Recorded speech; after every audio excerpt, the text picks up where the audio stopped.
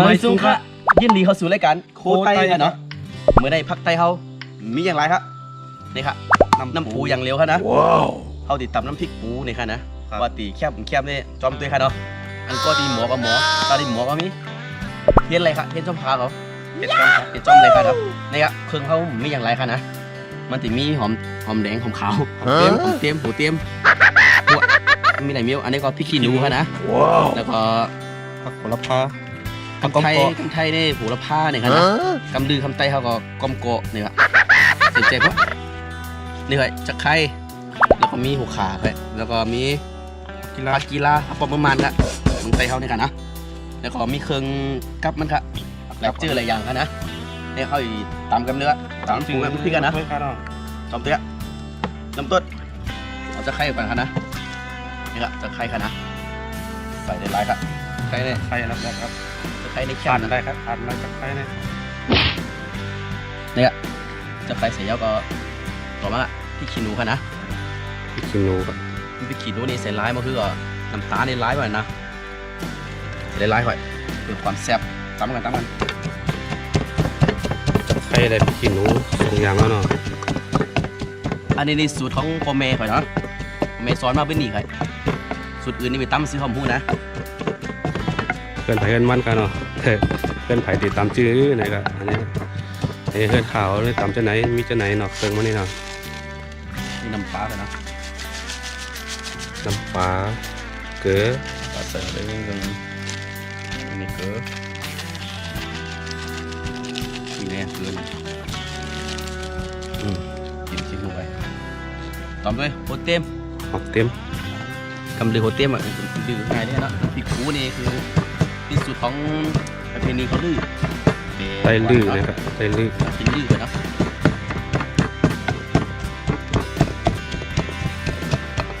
น้ำปูเลยครับหนอกคุ้มนี่จำแต่ว่ายังไปมิดเลยครับหนอกคุ้มน้ำมีเลยนะในเท้าใจหนอเนี่ยครับในห้องหนอยังว่าซื้อในการมากอะ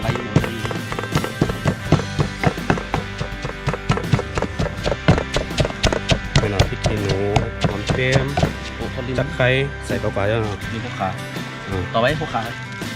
ต่อไปพวกขาจังวะ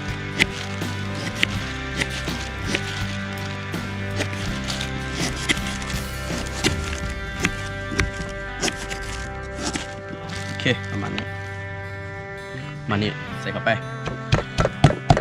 พวกขาเนาะ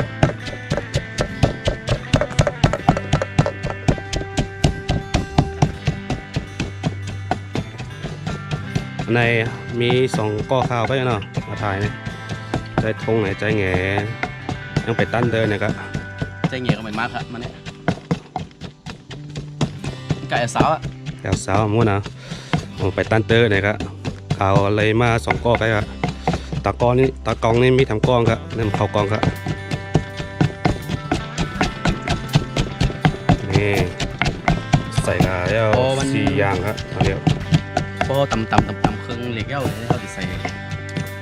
กองกอกันนะนี่เป็นใบโหระพาเนี่ยครับโหระพา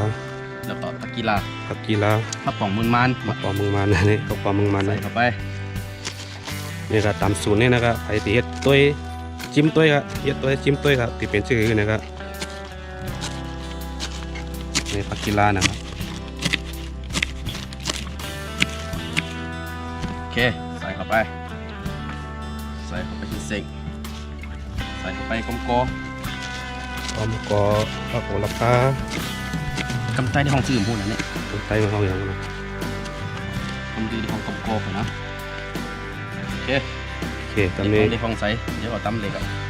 ตำนี้เครื่องมันใส่กับเจี๊ยครับกำหนดใส่กับน้ำปูเข้ากัน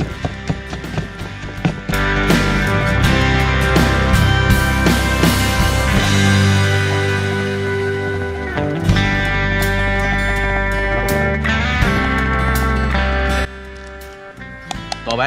น้ำปูเหรอหอมเตรียมจังบ่อหอมเนี่ยกินมาเนี่ยนี่ใหม่ๆกันนะนี่ใหม่ๆนะใหม่ๆในปีนี้ครับจอดผมแบบมาลืมเนี่ยลืมว่าวันพอใส่ลายใส่ลายอย่างนั้นนะนี่ดมเต้หอม ตำต่อ ใจแง่แล้วใจทงนี่ตี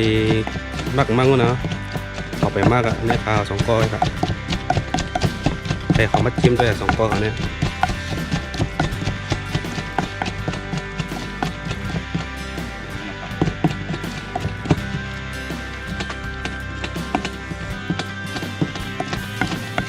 นี่ครับหน้าตาเนาะ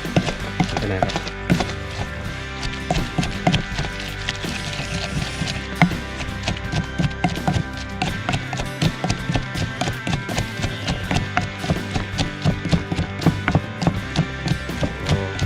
โอ้โยเจโย จิ้มตัวกัน จิ้มตัว เอาจิ้มตัวกันทำซับเนาะจิ้มตัวกัน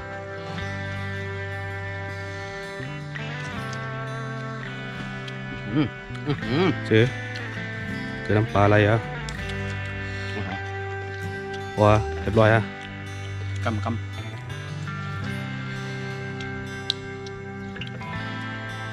เจอ เลือด เรียบร้อยวะ แคบเตะ เกลือน้ำปลาใส่จับเรียบร้อยนะครับกำเอาตีมาใส่จานใส่ถ้วยเนาะแล้วก็มาพร้อมกินกันเลยครับ คำใจอย่างเดียวเดี๋ยวจอนมีจากบอกกันเด้อ รีบออกมาอ่ะจะคำรามเอาอย่างมาเลยลูกค้าเกี่ยมมาเมื่อนี้ นี่น้ำตาลตำก้อนเหล็กหน่วยเจ้า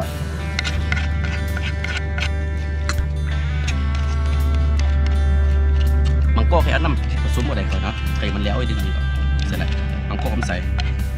สูตรไปสูตรมันข่อยเนาะปั้นหวานเต็มจังบ่อนได้ ไอ้สูตรของข้าวเนี่ยเนาะกำถึงมาจิ้มด้วยนะจอมตัวกัน จอมตัวกินครับหลังจอมตัวข่อยเนาะ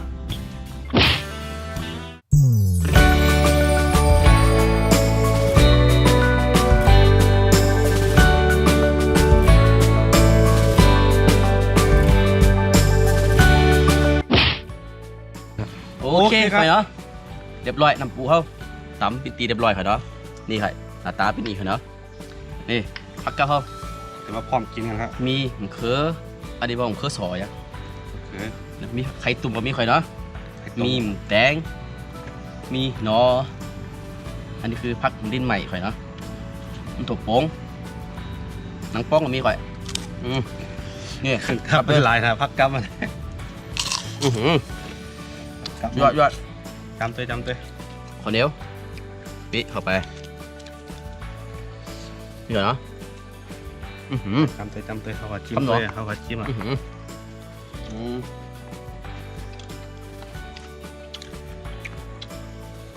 ะปูเป็นจืดเป็นน้ำปูอ่ะ จังหลักความ ยอดไอติมไอเฮ็ดตัวครีมเนี่ยเฮ็ดตัวครับแกมเต้ๆฮะ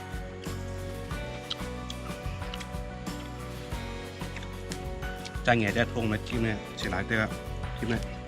ผักดินใหม่ข่อยเนาะตำตัวกรอบ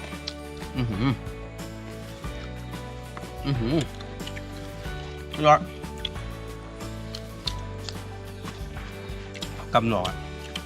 น้ำปูน้ำหน่อเนี่ยมันเป็นจับนะ ไข่ตุ่มอร่อย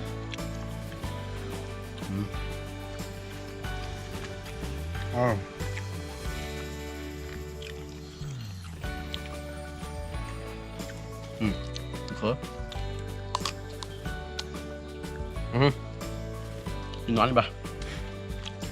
ไม่อย่างนี้ยอด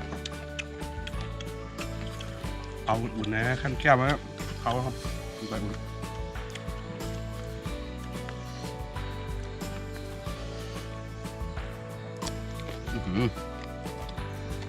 จำเจ๊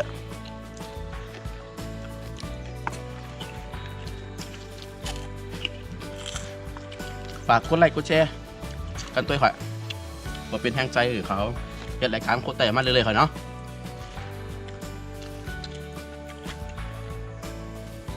ใครเฮ็ดคลิปสังนี่ก็คอมเมนต์ใต้ข่อยเนาะ เม็ดมากอ่ะ อันเดียนพี่น้องเขาคอมเมนต์มาเคยเฮ็ดหอยย่ำข่อยเนาะย่ำเฮ็ดได้ข่อยเดี๋ยวคลิปหน้านี่เขาที่เฮ็ดมุกลองตัวจำไปติดตามได้เรื่อยๆข่อยเนาะที่เฮ็ดแน่นอนข่อยไข่ตุ้มกับน้ำปูแคบ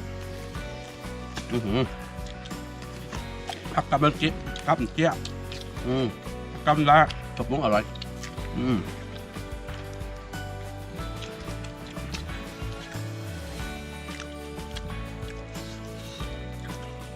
จะได้ไรค่อยเลยก็ มะเขือกับเจี๊ยบเจี๊ยบมะเขือควายครับมะเขือควายคือหมุนคือสอทำเดือด เป็นไงกันเลยครับ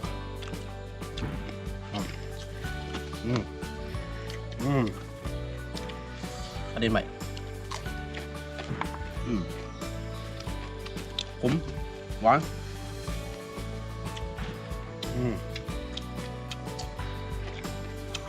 เผ็ดกับเผ็ดแต่ขนาดกินดูอ่ะ กับแต้งเขาทาข่อยแคบเลยเต้ข่อยคือเริ่มได้อ่ะ เผ็ดที่กินดูอ่ะเผ็ดขนาด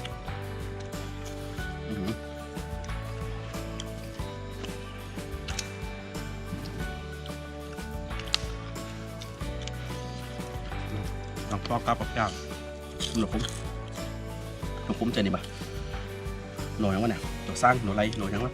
หนูเจ๊อร่อยอันนี้ก็อร่อยน้ำตาจะไหลอ่ะยิ่งกินยิ่งเผ็ดสุดยอด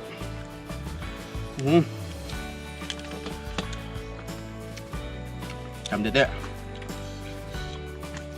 โอเคเหรอพอเจอคลิปนี้ก็อย่าลืมกดไลค์กดแชร์กดติดตามกดกระดิ่งเพิ่มพาร์ทคลิปใหม่ของขับ เขา ไป นะ กันเนาะ คลิปนี้ก็มีมวยอยู่ใครครับคลิปหน้าเขายังเขาได้ไปกินสังพักสังติดตามข่อยเจอกันใหม่คลิปหน้าคลิปนี้โอเคขอลาไปก่อนบ๊ายบาย บ๊ายบาย